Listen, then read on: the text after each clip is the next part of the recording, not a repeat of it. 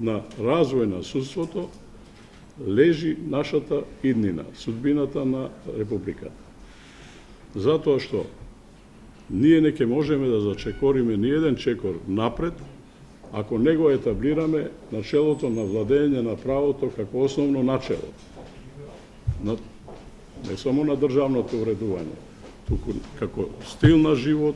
Ова го порача академикот Владо Камбовски, која предводеше работната група при Министерството за правда во изготвувањето на развојната секторска стратегија за правосудството за 2024-2028 година, која денеска беше презентирана. Камбовски оптимист дека свеста ќе преовлада и дека судството може да парира на извршната власт, па дури да влија и на законодавната власт во донесување на исправни закони.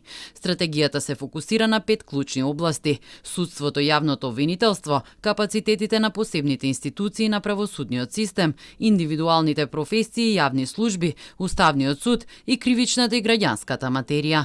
За нашата држава ова развојна стратегија е патокос за следните 4 години.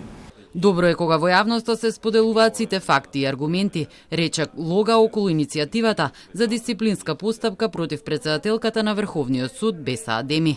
Значи, од една страна имаме работи кои се кажани од председател на Врховен суд, а кој треба да ги испитува судски совет. И до тука јас не гледам никаква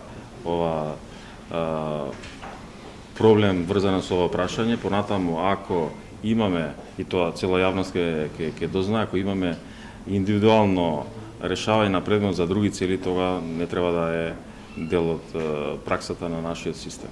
Камбовски пак посочи дека не знае кои се основите за покренување на иницијативата, но го покрена прашањето кој е врв на судската власт, дали тоа е судскиот совет или Врховниот суд, а стратегијата, како што додаде, токму тоа сака да го надмине. Изгледа дека таквото пресметување помеѓу овие две институции како да им одговараше и на едната и на другата институција. Ние немавме доволна активност од Врховниот суд во примената на законите и обезбедување на единство во примената на законите, а му одговараше и на судскиот совет, кој главно се некако ориентира да се форматира себе си како некој контролор на работата на судовите, вклучувајќи го и Врховниот суд. На стратегијата се работело од септември минатата година и во нејзиното изготвување биле вклучени сите засегнати страни.